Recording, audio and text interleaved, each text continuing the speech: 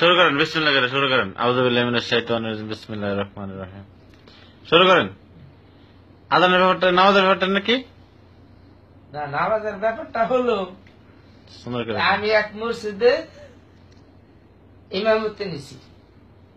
তখন ওই এলাকার আপনি নাকি আপনার বন্ধু বান্ধব? আপনি না, না, আমি নিজে। আপনি নিজে? আচ্ছা আচ্ছা। হ্যাঁ, যখন ইমামতি নিলাম তখন হঠাৎ করে একদিনকে আমি হাটে গেলাম, এই আচ্ছা। বাজারে, ওটার কাছেই।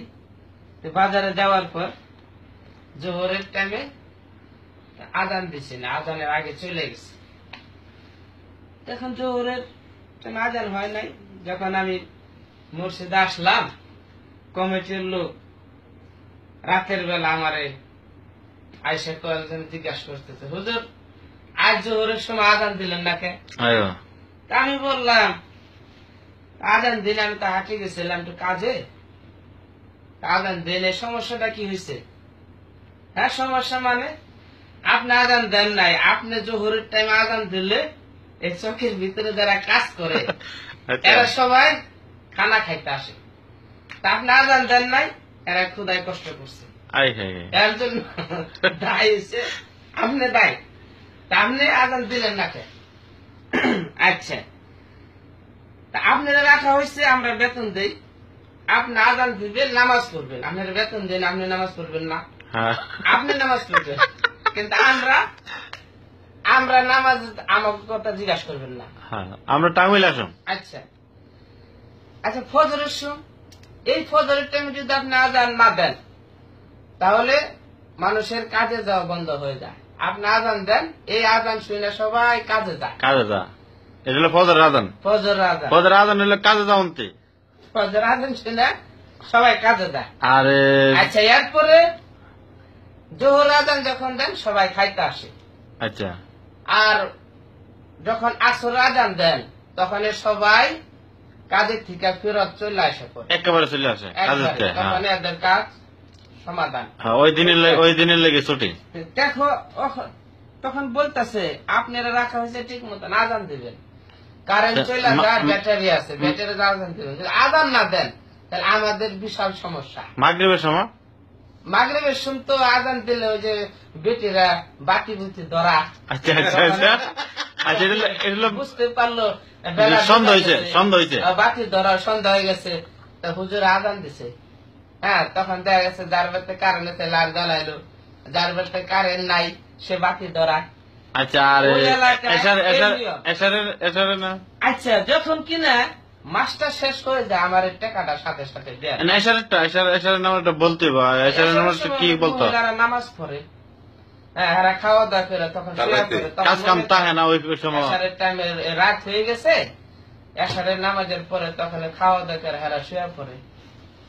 আচ্ছা, মাস্টার শেষ করলে আমার এই টাকাটা দেয়া দেয়। বেতন দিলা, বেতন ক্লিয়ার। তো তখন আমি জিজ্ঞাসা করলাম, আচ্ছা ভাই, আপনারা নামাজও পড়েন না, বেতন উঠান না, উঠাইতে দেখি না, মাস শেষ হইলে এই বেতন আপনারা কেমনে দেন? এত টাকা আমার মাস্টার শেষ হইলে দেয়া দেন। হ্যাঁ, তখন বললো, হুজুর আমাদের মসজিদের অনেকটি টাকা আছে, আচ্ছা। এই টাকা যারা ব্যবসা করে সুদের উপরে সুদের উপরে তাদের কাছে দিছি। আচ্ছা আচ্ছা। তখন এরা কি করে মাস শেষ হলে লাভ গুলা দেয়া দেয়, এইগুলো তো আপনার বেতন দেয়, আরো অনেক থাকে। মসজিদের এটা জমা থাকে। হাই হাই, আমরা কি করে সুদের টাকাটা আমার বেতন দেয়? তা আগে তো কর নাই, আমি আপনাকে মসজিদ আর থাকব না। আচ্ছা, এই কথা আপনি নিজে বলতেছেন? আমি নিজে, আপনি নিজে চাকরি করছেন ওই মসজিদে? ওখানে ইমাম। আচ্ছা আচ্ছা। আমি কি ভাই আপনারা এই সুদের চেয়ে আমার বেতন দেন, কোন সময় কর না তো? আমি তো কয়েক মাস হয়ে গেল আমি দেখতেছি আপনারা মাস্টার শেষ হলে বেতন দেওয়া দেন, কেউ নামাজ পড়তে আসেন না, সকালবেলা খালি পোলাপান পড়তে আসে। তারপর পোলাপান কের জন্য পড়তে আসে? কয় হুজুর মেয়েরা বড় হয়ে গেলে ওই বিয়ে আসলে জিজ্ঞাসা করে কোরআন শরীফ পড়তে পারো কিনা। এখন যদি মেয়ে কোরআন শরীফ পড়তে না পারে ভালো বিয়া ঘুরে যায়। এখানে এই জন্য মেয়েদেরকে কোরআন শরীফ শিক্ষা দিতে হয়। হ্যাঁ, ভালো জায়গায় বিয়া দিতে হবে। তো এই পরিস্থিতি ওই এলাকায়। এলাকাটার নাম কি? এলাকার নাম হয়েছে নবগঞ্জ গ্রামটা নলবিল। নলবিল নলবিল নলবেল। এটা কোন ডিস্ট্রিক্ট? নবগঞ্জ ঢাকা নবাবগঞ্জ। নলবেল নলবেল। নবাবগঞ্জের ভিতরে আজ কোন থানাটা? নবগঞ্জ নলবিল পড়ছে আর কি এই গ্রাম। এখন যাক আল্লাহ তাদেরকে হেদায়েত করুন। এই এলাকা আমি নিজে অনেক দোয়া করছি আল্লাহ তাআলা তাদেরকে নামাজি বানাক, কিন্তু অনেক ছেলে মেয়েরা পড়তে আসতো, মসজিদ জায়গা হইতো না। তো সবাই বলতো হুজুর আপনি আসাতে এই মসজিদের পোলাপান বেশি আসে। হ্যাঁ, কেন? আগের যে ইমাম সাহেব ছিল, তো ইমাম সাহেব নিজে নামাজ পড়তো না, আদান দিতে ওদের আদান। নিজে নামাজ পড়তো না। একদিন এক যুবক ছেলে এসে আমার জিজ্ঞাসা করলো, হুজুর ফজর আদান আপনি কি শুয়ে শুয়ে দেন নাকি উঠা দেন? তখন আমি বললাম, এই তুমি কি বলো, এটা শুয়ে শুয়ে কি আদান দেয়?